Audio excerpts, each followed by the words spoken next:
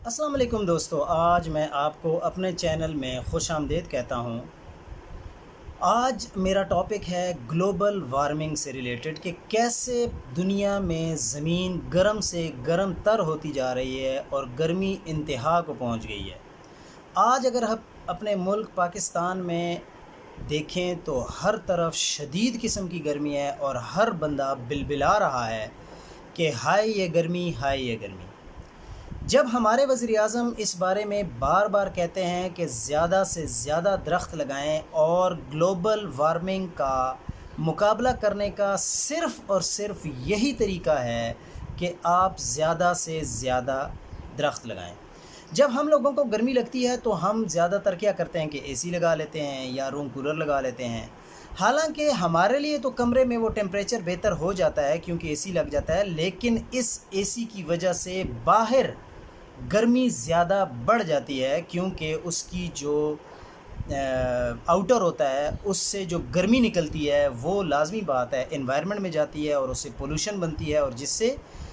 شدید قسم کی گرمی پیدا ہوتی ہے۔ اگر اور زیادہ کچھ ہم نہیں کر سکتے تو ہم آج کل جو پھل فروٹ کھاتے ہیں، چاہے وہ کھجور ہے، چاہے وہ آم ہے، چاہے وہ سیب ہے، چاہے وہ کوئی بھی پھل ہے،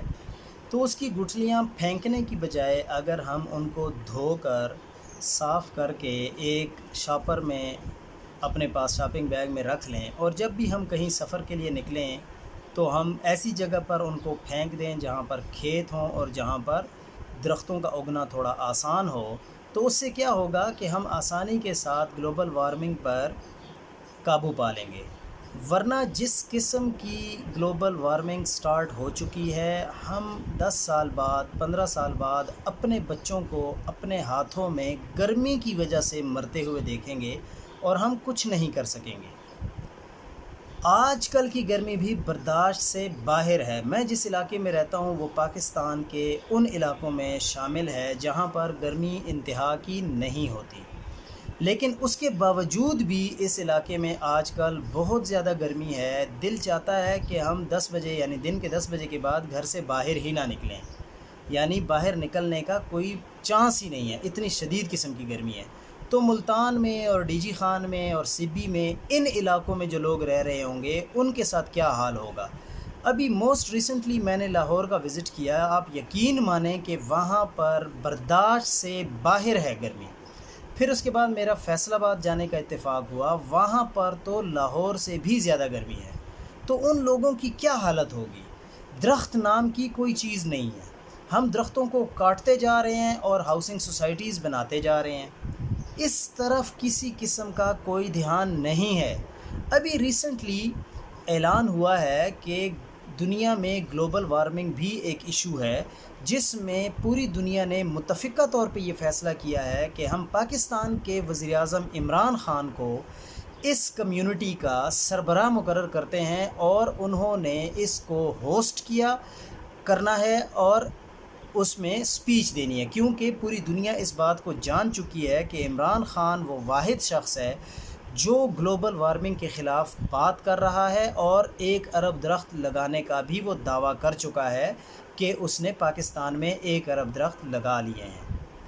وقت کے ساتھ ساتھ زمین کبھی گرم اور کبھی ٹھنڈی ہوتی ہے، لیکن پچھلی صدی کی اگر ہم بات کریں یعنی 100 سال پیچھے چلے جائیں تو اس وقت اگر زمین کے اوپر گرمی سردی ہوتی تھی تو وہ نیچرل ہوتی تھی، لیکن آج کل جو حالات ہیں انڈسٹریل ریولوشن کی وجہ سے اب